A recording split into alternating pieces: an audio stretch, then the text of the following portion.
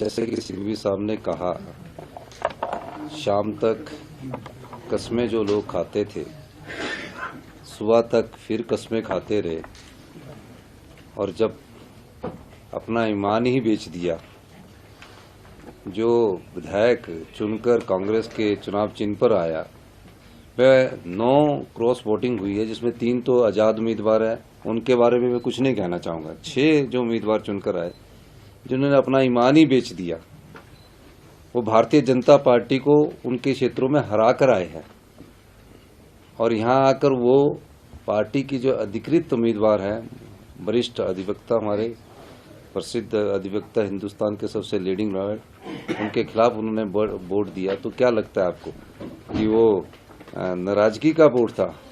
वो तो एक ही चीज का वोट होता, जिसकी जानकारी आपको मेरे से ज्यादा होगी, जिस प्रकार की आप जानकारी रखते हैं। अब वो हिमाचल की संस्कृति में ऐसा नहीं था।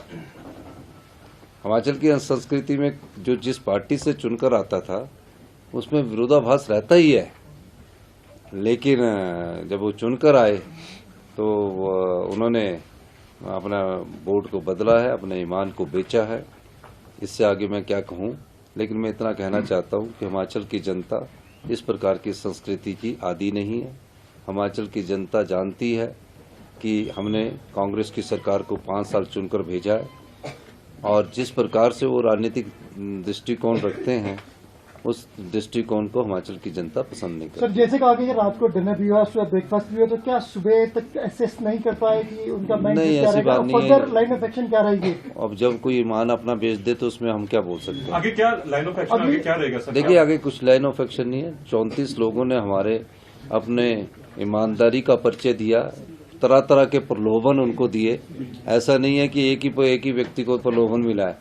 उन 34 आदमी में तरह तरह के प्रलोभन दिए, जिसकी कल्पना हिमाचल के नेता नहीं कर सकते। मैं ये कह सकता हूँ, उसकी कल्पना हिमाचल के नेता नहीं कर सकते। लेकिन 34 आदमियों ने अपने चरित्र का भी परिचय दिया, अपनी नैतिकता का भी परिचय दिया, अपनी ईमानदारी का भी परिचय दिया, और आज 34 के 34 आदमी हमारे पास खड़े हैं।